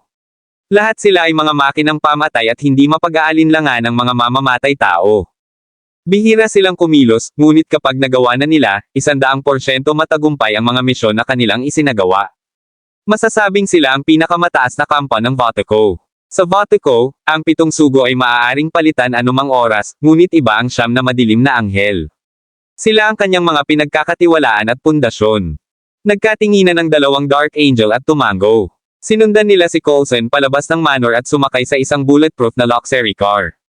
Hindi nagtagal, humandar na ang sasakyan at nagtungo ang mga tao sa ikapitong base ng Hall of the Sun sa Senador Donna. Maingat na pinili ni Coulson ang target na ito. Malayo ito sa Hall of the Sun's headquarters na medyo mahinang depensa. Ito ang pinakamalaking base na atakehin. Hanggat maaari nilang ibagsak ang base na ito, magiging sikat ang pamilya Michael. Bukod dito, ang lumang fox na si Coulson ay may backup na plano. Medyo tahimik ang kapaligiran sa loob ng sasakyan. Ang 2 Dark Angel ay nakaupo sa magkabilang gilid ng back row habang si Coulson ay nakaupo sa gitna. Ito ay isang napakamarangyang stretch limousine, kaya ang magkabilang panig ay maaaring tumanggap ng mga pasahero. May maliit na bar table na may maraming mamahaling booze sa gitna. 4 na bodyguard na naka-white suit ang nakaupo sa magkabilang gilid ng Coulson. Ang 4 na demonyo ng impyerno ng pamilya Michael ay ang mga Death Warrior na personal na sinanay ni Coulson. Personal na nagbuo si Coulson ng 2 baso ng alak para sa 2 Dark Angels ng Hall of Evil. Ayon sa kanilang katayuan, ang mga sugo at ang maitim na mga anghel ay talagang magkatulad na antas. Gayunpaman, may mga pagkakataon na kumilos ang mga madilim na anghel sa ngalan ng Vatico, kaya kahit na ang mga sugo ay kailangang magbigay ng daan sa kanila. Mga Panginoon, mag-toast muna tayo. Itinaas ni Coulson ang kanyang baso at nag-imbita. Napatingin ng 2 Dark Angel sa mga baso ng alak, pagkatapos ay sa isa't isa. Kinuha nila ang kanilang baso at nag-toast kasama si Coulson. Kabanata 2444. Habang pinagmamasdan ni Coulson Michael ang 2 Dark Angels na kumakain ng kanilang inumin, isang mahinang ngiti ang lumitaw sa kanyang mukha. Ang isa sa mga madilim na anghel ay walang pakialam na nagtanong, Coulson, tiwala ka ba sa ibaba mo ang base ng Hall of the Sun? Bahagyang ngumiti si Coulson at sinabing, "Aking Panginoon, ang ipitong base na ito ay isa sa mga data center ng Sun Hall. Walang gaanong bantay sa paligid, kaya ito ang pinakamadaling ibaba. Bukod dito, mayroong maraming impormasyon tungkol sa Hall of the Sun sa loob. Sa tingin ko, matutuwa si Lord Votico kung maaalis natin ito." Napataas ang kilay ng dalawang Dark Angel nang marinig iyon. Medyo sabik silang nagtanong, sigurado ka ba na ang ikakapitong base na ito ay isa sa kanilang mga intelligence base? Nang makitang nahuli na ng dalawang madilim na anghel ang sakit, ngumiti si Coulson at sinabing, "Hindi ko na kailangang linlangan ka. Ito ang tumpak na impormasyon sa wakas ay nakuha ng aking pamilyang Michael pagkatapos ng mga buwan ng pagsisiyasat. Ang ipitong base na ito ay isang secret intelligence base na kabilang sa Hall of the Sun." Biglang nagkatinginan ng dalawang Dark Angel at binasa ang nasa loob ng isa't isa mula sa mga mata ng kabilang partido. Dapat nilang makuha ang nalikom ng intelligence base na ito. Sa ganitong paraan, makakakuha sila ng reward mula sa Votico. Gayunpaman, si Coulson ay nakatadhana na maging isang patay na tao, kaya ang mga ganitong pagpili ay ang pinakamahusay. Haha! Magaling! Napakahusay! Coulson, bagamat nagbigay ng utos si Lord Votico na maaari lamang kaming kumilos bilang huling paraan, para sa kapakanan ng aming pagkakaibigan, tiyak na susulong kami upang tulungan ka. Tawa ng tawa ang matangkad na Dark Angel at sinabing. Ngumisi si Coulson bago siya nagpasalamat, "Salamat, mga Panginoon." Hindi nagtagal, dumating ang convoy sa isang lihim na base sa isang maliit na gubat sa labas. Sa likuran ng convoy ay higit sa 100 nakabaluti na sasakyan. Bumukas ang mga pinto, at sunod-sunod na tumalon ang mga Death Warrior ng pamilya Michael. Lahat sila ay ganap na armado at handa nang umalis. Bumaba si Coulson sa sasakyan, sinundan ng 4 Demons of Hell at ang dalawang Dark Angels. Nakatitig sila sa kailaliman ng gubat na ito. Kumunat ang noo ng dalawang Dark Angel at nagtanong, "Sigurado ka ba na nasa loob ang ipitong base?" Sinabi ni Coulson nang may katiyakan, "Syempre." Pagkasabi noon ay ikinaway niya ang kanyang kamay at sumigaw sa mga Death Warrior ng pamilya Michael na nakapila sa likod niya, "Lahat ng mga elite ng pamilya Michael, para sa iyong karangalan, singil. Walang iwan na buhay." Kaagad, ang grupo ng mga mabangis na Death Warrior na ito ay pumasok sa gubat. Hindi nagtagal, nagpaputok ang mga putok na may kasamang dumadagandong na sumabog. Kinilig ang dalawang Dark Angel nang marinig ang matinding putok ng baril. Ang kanilang pagkakataon ay narito. "Coulson, ito ay masyadong mabagal. Bahala na tayo." Pagkasabi noon, hindi pinansin ng dalawang Dark Angel ang pagbabago ng ekspresyon ni Coulson at naging dalawang itim na anino. Sumugod sila sa gubat at sumama sa labanan. Sumando si Coulson sa Golden Cobra walking stick sa kanyang kamay at ginisyan. Tumingin siya sa kailaliman ng gubat kung saan ang labanan ay pinakamalakas na may mga kislap at putok ng baril sa lahat ng dako. "Hehe, Lord Votico, pinilit mo akong gawin ito. Dahil gusto mo akong patayin, sorry lang ang masasabi ko sa iyo," malamig na sabi ni Coulson. Kasabay nito, dalawang figure ang lumitaw sa likod ni Coulson. "Older Coulson, alam mo pa rin ang ginagawa mo." Lumabas si Hans na may ngiti sa labi. Katabi niya ay walang iba kundi si Georgina sa kanyang sexy figure. Nang makita sina Hans at Georgina, mukhang yumuko si Coulson at sinabing, "Gusto kong pasalamatan si Lord Apollo sa babala. Ako, si Coulson Michael, ay nanunumpa ng katapatan sa Diyos ng araw na si Apollo." Malamig na ngumuso si Hans, tinapik si Coulson sa balikat, at sinabing, "Hindi na kailangan. Hindi gusto ng amo ang pamilya ni Michael. Tinutulungan ka namin ngayon para lang makitungo sa Votico." Nanlamig ang mga mata ni Coulson, at walang magawa siyang umiling. Kagabi, dumaan si Hans sa mabigat na pagkubkob ng pamilyang Michael at casual na nagpasa ng mensahe kay Coulson na gusto ni Votico na patayin ang dalawang Dark Angel si Coulson at suportado si Maitland Michael sa posisyon. Laking gulat ni Coulson nang marinig ang mensahe. Hindi niya maisip na abandonahin siya ng Evil God Votico. Sa wakas, napagkasunduan niya si Hans. Ito ay upang iligtas ang kanyang sarili at para sa kapakanan ng pamilya Michael. Kasabay nito, ang isang Marangel na figure na may pulang apoy at isang pulang dragon sa paligid ng kanyang katawan ay lumabas sa gubat kasama ang isang lalaking nababalot ng pulang Chimera. Kabog, kabog. Inihagis ang ulo ng dalawang Dark Angel sa paanan ni Coulson. "Coulson, nakagawa ka na ng tamang desisyon," mahinang sabi ni Fennel. Pagkatapos, tumingin siya kay Philip sa gilid niya at sinabing, "Tara na at kilalanin natin si Votico." Kabanata 2445. Bumalik sa Marangyang Manor ng Votico. Sa sandaling ito, puno ng galit ang mukha ni Vatiko, at isang masamang aura ang bumalot sa buong katawan niya. Galit niyang binasag ang coffee table sa harap niya ng isang suntok. Dam Apollo at ang pamilya Michael. Nagsanib puwersa talaga sila laban sa akin at pinatay ang dalawa kong Dark Angels. Hindi ko hahayaang magpahinga ang bagay na ito. Galit na galit si Vatiko, at ang kanyang mukha ay puno ng nagyayelong layuning patayin. Ilabas ang aking evil God's order. Agad na pakilyusan ang lahat ng madilim na anghel at dakilang mga sugo sa Senador Donna at maghanda para sa labanan. Puno ng matinding lamig ang mga mata ni Vatiko, at napakalaki ng aura sa kanyang katawan. Idinagdag niya, gayon din, makipag-ugnayan sa kanila at sabihin sa kanila na ito ay isang imbitasyon mula sa Hall of Evil. Pagkatapos noon, bumangon si Vatiko at tumitig sa pintuan ng marangyang asyenda na may nagniningning na mga mata. Kung tama ang kanyang impormasyon, malapit nang narito si Apollo at ang iba pa. Makalipas ang halos kalahating oras, dumating si Fennel at ang barkada sa labas ng manor ng Vatiko.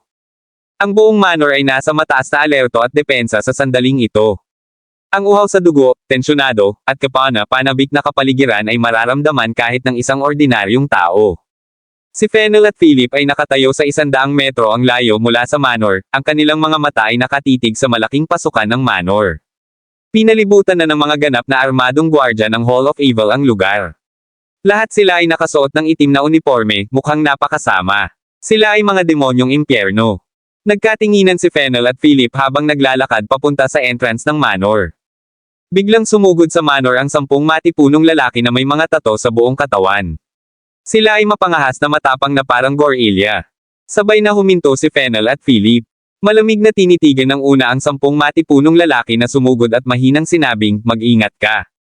Ang 10 taong ito ay ang Hellhounds ng Hall of Evil, ang nagtanong 10 killing machine sa ilalim ng Dark Angels. Ang kanilang antas ng labanan ay dapat nasa pagitan ng ikatlo at ika-4 na zone. Kahit na ito ay hindi partikular na mataas, ang kanilang mga katawan ay sumailalim sa mga espesyal na pagbabago. Kapag ang kanilang kapangyarihan ay ganap na nailabas, maaari nilang maabot ang pinakamataas na lakas ng ika-4 na zona. Ang 10 lalaki na ito ang pinakamalakas na kapangyarihan sa pakikipaglaban sa ilalim ng Dark Angels ng Hall of Evil. Ang bawat isa ay isang makinang pamatay. Hindi lamang sila mga disipulo, ngunit ang kanilang mga katawan ay binago din sa pamamagitan ng mga eksperimento sa siyentipikong pananaliksik, at sila ay napakalakas. Kung ang gayong grupo ng mga di makataong nilalang ay itatapon sa larangan ng digmaan, ang isa sa kanila ay makakalaban sa 100. Bukod dito, sila ay napakatangkad. Sila ay 2 ulo na mas mataas kaysa kay Fennel at Philip, na kamukhang kamukha ng mga gorilla. Bawat isa sa kanila ay may dalang malaking sandata na pangpatay sa kanilang mga kamay. May mga mace, palako, chainsaw, espada, at martilyo na parang kay Thor. Ang isa sa kanila ay may dalang malaking sable, may kintab at napakalaki. Sa unang pagkakataon, naramdaman ni Philip ang matinding pang-aapi mula sa kanila. Kung ang 10 taong ito ay magsanib puwersa, tiyak na aabot sa rurok ng 5th zone ang kanilang combat power, baka sa 6th zone pa. Kabanata 2446. Gayunpaman, iyon ay kung sila ay nagsanib puwersa. Sa sandaling ito, sa bubong ng kastilyo ng manor, tiningnan ni Vatiko ang sitwasyon sa pasukan gamit ang mga binocular. Pagkatapos, sa pamamagitan ng loudspeaker ng manor, tumawa siya ng masama at sinabing, Apollo, dumating ka sa tamang oras, kanina pa kita hinihintay. Hindi ko inaasahan na binili mo pa ang pamilya Michael.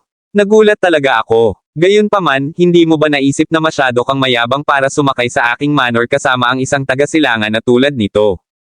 Tumangala si Fennel nang may matatag na pagtutok at agad na tumago sa layo na 100 metro. Natagpuan niya si Vatiko sa tuktok ng gusali, tumawa ng malakas, at sinabing, Vatiko, mahiyain ka pa rin tulad ng isang daga, palaging nasa ganoong mga panlilinlang. Hindi ka ba nagsasawa dyan? Hahaha. Natawa rin si Vatiko at sinabing, Apollo, basta mapatay ka, kahit anong pakulo ay sulit na subukan. Lahat ay patas sa pag-ibig at digmaan, tama ba? Hihihi. Tumawa si Fennel at sinabing, Vatiko, hindi mo kailangang ipadala ang mga taong ito sa kanilang kamatayan. Dapat alam mo ang lakas ko. Tumawa si Vatiko, ang kanyang mga mata ay kumikislap sa isang nakakasilaw na malamig na liwanag. Aniya, hindi, appetizer lang ito. Sana ay nasiyahan ka. Kung may kakayahan ka, talunin mo muna ang 10 mahal kong anak. Ito ay isang laro kung saan mamatay ka o mamatay sila. Sana seryosohin mo. Nang marinig ito, ipinakita ni Fennel at Philip ang lamig sa kanilang mga mata. Oo naman, hindi kailanman naabala si Vatiko tungkol sa buhay ng tao, kahit na ang mga taong ito ay kanyang mga subordinate. Para sa kanya, ang mga taong ito ay walang iba kundi mga makinang pamatay. Apollo, huwag kang kabahan at mag-enjoy. Pahihirapan kita na maayos hanggang sa kamatayan mo. Pagkatapos, ang iyong Hall of the Sun ay mahuhulog sa aking mga kamay. May malabong ngiti sa gilid ng bibig, puno ng kasamaan ang mukha ni Vatiko. Malamig na tiningnan ng Horace ang 10 matipunong lalaki sa harapan niya at sinabi kay Philip, kumuha tayo ng kalahati at gawin itong mabilis. Walang problema, tama ba? Walang pakialam na tumango si Philip at sinabing, walang problema. Sa sinabi nito, handa nang magsimula sina Fennel at Philip. Sumigaw din si Vatiko, mga sanggol, para sa inyong pananampalataya, para sa inyong araw, at sa inyong karangalan, singilin. Paghiwalayin sila. Sa utos na ito, ang 10 mapunong lalaki na parang gorilla ay umungal at sumugod kay Fennel at Philip. Gayunpaman, unang kumilos sina Fennel at Philip. Nang may lamig sa kanyang mga mata, napadyak si Philip sa lupa. Siya ay nakalock sa kanyang target. Iyon ang lalaking may malaking palakol. Ibinato ng lalaki ang kanyang malaking palakol kung saan nakatayo si Philip na may dagandong. Gayunpaman, isang itim na anino lamang ang kanyang naramdaman. Bang! Bumaba ang higanteng palakol ngunit tumama lamang sa lupa. Mga bitin at isang malaking hukay ang lumitaw. Wala nang matagpuan si Philip. Nang bumalik sa katinoan ang lalaki, napagtanto niyang nasa kanan na niya si Philip. Isa siya sa 10 hellhound sa ilalim ng utos ni Vatiko, isang eksperto na may malakas na karanasan sa pakikipaglaban. Mabilis niyang kinuha ang higanteng palakol, tumalikod, at inihampas ang palakol kay Philip na sumuntok sa kanya sa kanina. Ang malaking impact ay nagdulot ng bugzo ng hangin sa harap ni Philip. Dapat sabihin na ang taong ito na may palakol ay kumilos ng napakabilis. Sa gayong karanasan at kasanayan sa pakikipaglaban, ang mga ordinaryong disipulo ay agad niyang papatayin. Gayunpaman, nakilala niya si Philip, isang hindi mahuhulaan na tao. Kinuha ni Philip ang tamang timing at lumipat sa gilid. Sabay suntok sa dibdib ng lalaki. Boom! Pagkatapos ng malaking pagsabog, ang pasukan ng Manor ay mabilis na tumama. Kabanata 2447. Nang dama po ang suntok ni Philip sa dibdib ng lalaki, biglang pumutok ang kamao nito na may energy pressure na umakyat sa langit. Sa sandaling iyon, ang lalaking may higanteng palakol ay nakaramdam na lamang ng isang napakalaki at malakas na presyo na dumaan sa kanya mula sa kamao ng taga-silangan na nasa kanyang harapan. Sumabog ang kapangyarihan sa kanyang dibdib. Sa sandaling iyon, naramdaman niyang nabasag ng kung ano ang kanyang dibdib at mga laman loob. Boom! Lumipad siya palabas na parang bola ng kanyon at bumangga sa isang puting dingding ng Manor. Bang! Ang pader ay gumuho, at ang lalaki ay nakaupong nakabaon sa mga guho. Iminulat niya ang kanyang mga mata sa hindi makapaniwala at tumingin sa kanyang dibdib na tinusok ng suntok. Puno ng dugo ang mga sulok ng kanyang bibig, nahihirapang itinaas niya ang kanyang kilay at tumingin sa lalaking taga-silangan sa hindi kalayuan. Nakakatakot at nangingibabaw ang enerhiyang nakapaloob sa suntok na ito. Ang suntok na ito ay ganap na dumaan sa kanyang katawan, na nag-iwan sa kanya ng pagkakataong mabuhay.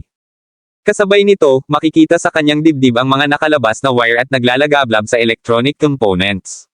Ang lalaking may higanteng palakol ay talagang isang cyborg na binago ng tao.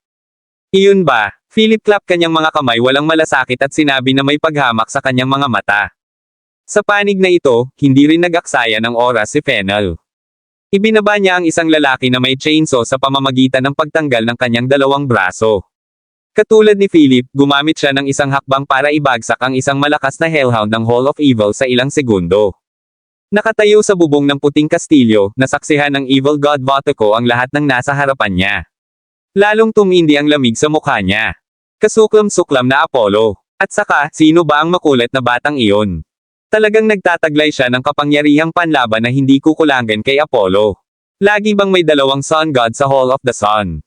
Twin sun gods. Imposible. Hindi kailanman nagkaroon ng ganoong impormasyon.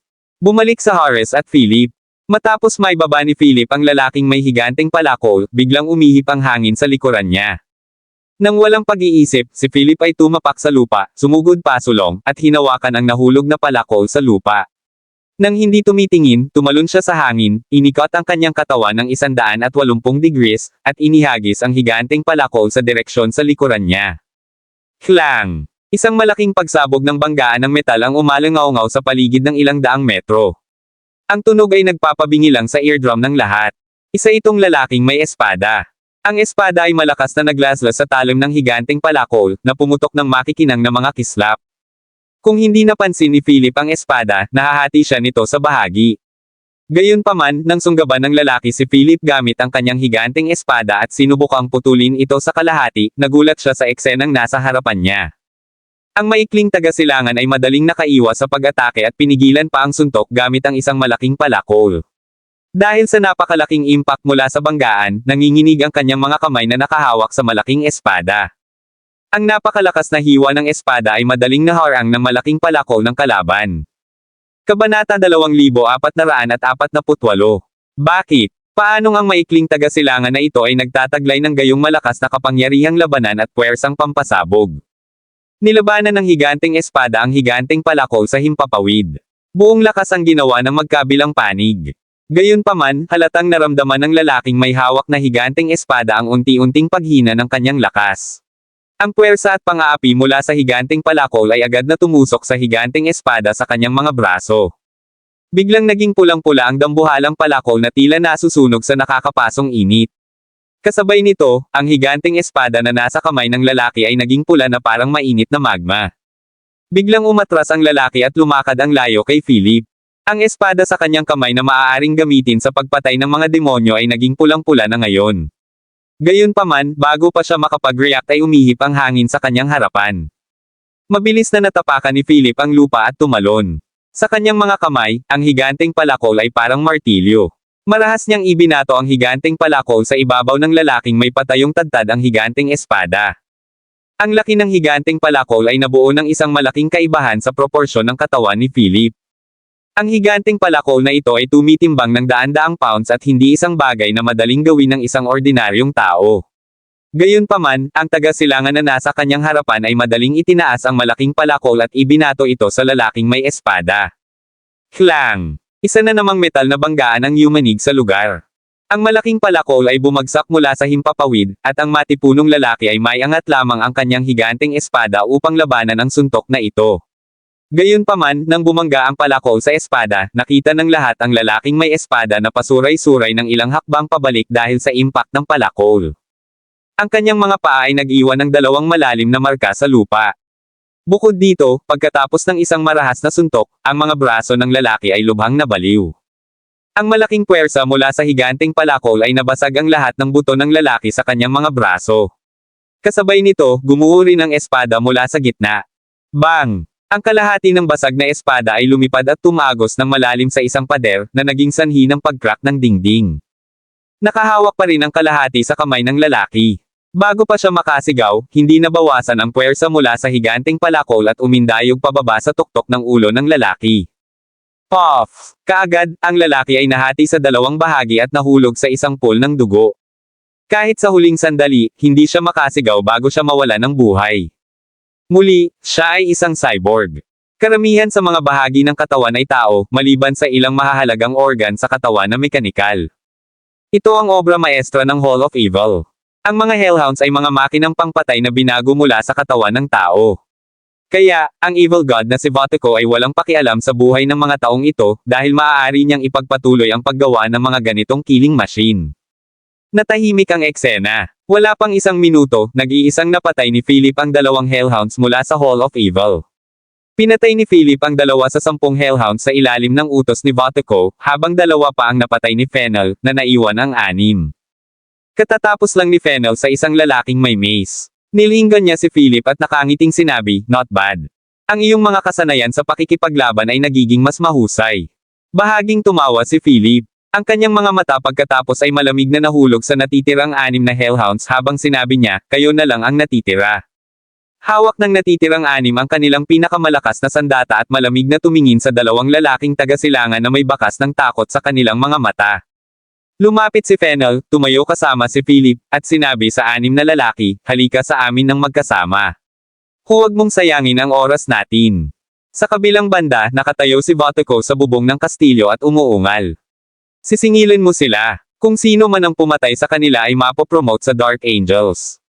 Kabanata 2450. Hinawakan ni Fennel ang Fuchsia Longsword sa kanyang mga kamay, puno ng nostalgia ang kanyang mga mata habang nakatingin sa itim na blade na pulgada sa pulgada. Nang makita niya ang nakaukit sa talim, medyo naging emosyonal siya. Kasabay nito, ang lalaking natangay ng mace ay biglang tumalon mula sa lupa sa sandaling ito. Tinapakan niya ang lupa gamit ang dalawang paa, isang malakas na pagsabog ng enerhiya ang sumabog mula sa loob niya. Binato niya ng suntok si Fennel. Gayunpaman, ito ay walang iba kundi paglalaro ng bata sa harap ni Fennel. Bago pa man umabot ng kalahating metro ang suntok ng Hellhound sa harap ni Fennel, isang itim na liwanag ang lumaki sa kanyang mga mata. Sa matinding pagpatay, ang matalim na talim ay kumislap sa kanyang mga mata. Swish! Tumaas ang espada, at nahulog ang kamay. Ang kanang kamao ng Hellhound ay naputol sa ilalim ng madilim na flash ng talim at lumipad palabas sa himpapawid. Ang kaunting ding mekanikal na likido ay tumumalsik at inihayag ang mga elektron-ikong kagamitan at mga bahagi sa loob. Maliban sa kanyang utak at ilang mahahalagang bahagi na tao pa rin, ang iba sa mga Hellhounds na ito ay may mga mekanikal na organo na pinapansin na binago. Sa katunayan, ang gayong mga binagong tao ay magiging isang hindi matitinag na pag-iral sa larangan ng digmaan. Gayunpaman, kaharap nila si Fennel at Philip ngayon, na dalawang Diyos na pumapatay mula sa silangan. Ang isa sa kanila ay magiging Diyos ng araw na si Apollo, isang presensya na nagdudulot ng takot sa kanluran. Pagkatapos, sa titig ng lalaki, ang nakakabulag na kislap ng itim na liwanag ay sumabog sa harap ng kanyang mga mata. Ang Fuchsia Longsword ay madaling naglaslas ng cross sa kanyang dibdib. Malinaw niyang naramdaman ang sensasyon ng Longsword na iyon na dumaan sa kanyang dibdib at pinuputol ang kanyang mga elektron-ikong sangkap. Namumungay ang mga mata, tumingin siya sa berdeng mekanikal na likido na umaagos mula sa kanyang dibdib. Pagkatapos, marahas na sinipa ni Fennel ang kanyang dibdib. Boom! Bumukas ang dibdib ng lalaki, at nabasag ang lahat ng mekanikal na organo sa sandaling iyon. Ang sipa na ito ay ganap na kumitil sa buhay ng Hellhound na ito. Pati ang mekanikal niyang puso ay pinalayas, nagamulong pababa mula sa kanyang dibdib at kumurap na may pulang ilaw. Ito ay dapat itinuring na isa pang anyo ng Hellhound, ngunit siya ay pinatay pa rin ni Fennel sa ilang segundo. Pagkatapos noon, hinawakan ni Fennel ang Longsword na kumikinang. Tinitigan niya ang natitirang 5 Hellhounds at malamig na nagtanong, ginagawa mo ba ito ng paisa-isa o ng sabay-sabay? Pumunta ka sa impyerno, Apollo. Nang makita ang eksenang ito mula sa tuktok ng puting kastilyo, lubos na nagalit si Vatico. Pilit niyang hinawakan ang butones sa kamay at umungol. Gusto kong makita mo ang pinakamalakas na lakas ng labanan ng aking mga anak. Halika na. Ipakita ang iyong pinakamalakas na anyo. Ilalabas ko lahat ng kapangyarihan mo. Sa isang dagandong, mariing pinindot ni Vatico ang buton. Kasabay nito, biglang natense ang 5 Hellhounds na nakatayo sa entrance ng manor. Pagkatapos, ang kanilang mga mata ay naging nakasisilaw na pula. Ang lahat ng mga mekanikal na organo sa kanilang mga katawan ay nagbabago ng anyo sa sandaling ito, na umaabot sa pinakamahusay at pinakamalakas na anumang pakikipaglaban. Ito ang pinakabagong pag-unlad ng pananaliksik ng Vatico, na hindi pa nasusuri. Ito ang unang pagsubok. Kahit anong mangyari, dapat niyang patayin si Apollo. Sa isang iglap, ang 5 Hellhounds ay ganap na nawala ang lahat ng emosyon ng tao at naging mga makinang pangpatay. Lahat sila ay sumugod kay Fennel gamit ang pinakanakamamatay na mga galaw ng pagpatay.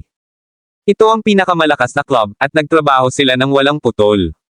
Bukod dito, ang bilis nila, lakas ng pagsabog, at lakas ng pakikipaglaban ay napabuti ng ilang antas. Ang rurok ng ika-4 na sona.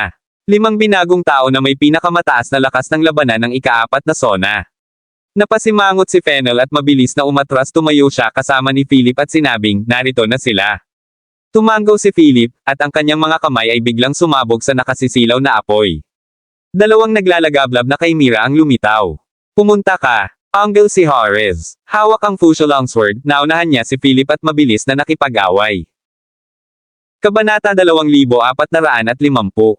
Hinawakan ni Fennel ang Fuchsia Longsword sa kanyang mga kamay, puno ng nostalgia ang kanyang mga mata habang nakatingin sa itim na blade na pulgada sa pulgada. Nang makita niya ang nakaukit sa talim, medyo naging emosyonal siya. Kasabay nito, ang lalaking natangay ng mace ay biglang tumalon mula sa lupa sa sandaling ito. Tinapakan niya ang lupa gamit ang 2 paa, isang malakas na pagsabog ng enerhiya ang sumabog mula sa loob niya. Binato niya ng suntok si Fennel. Gayunpaman, ito ay walang iba kundi paglalaro ng bata sa harap ni Fennel. Bago pa man umabot ng kalahating metro ang suntok ng Hellhound sa harap ni Fennel, isang itim na liwanag ang lumaki sa kanyang mga mata. Sa matinding pagpatay, ang matalim na talim ay kumislap sa kanyang mga mata. Swish! Tumaas ang espada, at nahulog ang kamay. Ang kanang kamao ng Hellhound ay naputol sa ilalim ng madilim na flash ng talim at lumipad palabas sa himpapawid. Ang kaunting ding mekanikal na likido ay tumumalsik at inihayag ang mga elektron-ikong kagamitan at mga bahagi sa loob. Maliban sa kanyang utak at ilang mahahalagang bahagi na tao pa rin, ang iba sa mga Hellhounds na ito ay may mga mekanikal na organo na pinapansin na binago. Sa katunayan, ang gayong mga binagong tao ay magiging isang hindi matitinag na pag-iral sa larangan ng digmaan. Gayunpaman, kaharap nila si Fennel at Philip ngayon, na dalawang Diyos na pumapatay mula sa silangan. Ang isa sa kanila ay magiging Diyos ng araw na si Apollo, isang presensya na nagdudulot ng takot sa kanluran. Pagkatapos, sa titig ng lalaki, ang nakakabulag na kislap ng itim na liwanag ay sumabog sa harap ng kanyang mga mata. Ang Fusha Longsword ay madaling naglaslas ng cross sa kanyang dibdib. Malinaw niyang naramdaman ang sensasyon ng Longsword na iyon na dumaan sa kanyang dibdib at pinuputol ang kanyang mga elektron-ikong sangkap. Namumungay ang mga mata, tumingin siya sa berdeng mekanikal na likido na umaagos mula sa kanyang dibdib. Pagkatapos, marahas na sinipa ni Fennel ang kanyang dibdib. Boom! Bumukas ang dibdib ng lalaki, at nabasag ang lahat ng mekanikal na organo sa sandaling iyon. Ang sipa na ito ay ganap na kumitil sa buhay ng Hellhound na ito. Pati ang mekanikal niyang puso ay pinalayas, nagamulong pababa mula sa kanyang dibdib at kumurap na may pulang ilaw. Ito ay dapat itinuring na isa pang anyo ng Hellhound, ngunit siya ay pinatay pa rin ni Fennel sa ilang segundo. Pagkatapos noon, hinawakan ni Fennel ang Longsword na kumikinang. Tinitigan niya ang natitirang 5 Hellhounds at malamig na nagtanong, ginagawa mo ba ito ng paisa-isa o ng sabay-sabay? Pumunta ka sa impyerno, Apollo. Nang makita ang eksenang ito mula sa tuktok ng puting kastilyo, lubos na nagalit si Vatico. Pilit niyang hinawakan ang butones sa kamay at umungol. Gusto kong makita mo ang pinakamalakas na lakas ng labanan ng aking mga anak. Halika na, ipakita ang iyong pinakamalakas na anyo. Ilalabas ko lahat ng kapangyarihan mo. Sa isang dagandong, mariing pinindot ni Vatico ang buton. Kasabay nito, biglang natense ang 5 Hellhounds na nakatayo sa entrance ng manor. Pagkatapos, ang kanilang mga mata ay naging nakasisilaw na pula. Ang lahat ng mga mekanikal na organo sa kanilang mga katawan ay nagbabago ng anyo sa sandaling ito, na umaabot sa pinakamahusay at pinakamalakas na anumang pakikipaglaban. Ito ang pinakabagong pag-unlad ng pananaliksik ng Vatico, na hindi pa nasusuri. Ito ang unang pagsubok.